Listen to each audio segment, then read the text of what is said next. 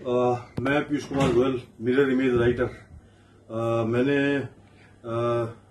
Mirror image में किताबें लिखी हैं। मिरर इमेज का मतलब दर्पण छवि में। दर्पण छवि में 16 किताबें अपने हाथ से लिख चुका हूं। सन 2003 से लेकर 2015 तक विभिन्न तरीके से मैंने दर्पण छवि में किताबें लिखी हैं। सबसे पहली किताब जो मैंने 2003 में लिखी थी वो श्रीमद् भागवत गीता, सभी 18 अध्याय, 700 श्लोक, हिंदी इंग्लिश दोनों भाषाओं में।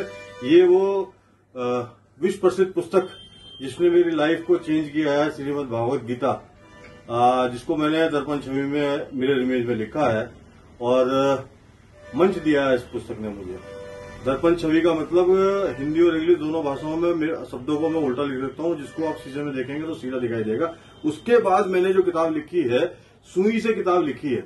ये पुस्तक सुई से लिखी हुई है। मधुशाला को मैंने सुई से लिखा है। और ये सुई से लिखने का मतलब ये था कि अक्सर लोग मुझे पूछते थे कि पीयूष जी आपकी किताब को पढ़ने के लिए शीशे की जरूरत पड़ेगी, लेकिन सुई से लिखने का मकसद यही था कि इस किताब को पढ़ने के लिए आपको शीशे की जरूरत नहीं पड़ेगी। ये सुई से मिरर इमेज में लिखी गई है, लेकिन इसमें शब्द जो है आपको सीधे दिखाई देंगे, बिल्कुल एकदम। तो ये दुनिया की पहली किताब है जो सुई से लिखी गई है। उसके अलावा मैं संस्कृत भाषा में दुर्गा कवच को भी लिख चुका हूं। ये दुर्गा कवच है संस्कृत भाषा में, यानी 3 लैंग्वेज, हिंदी, इंग्लिश और संस्कृत।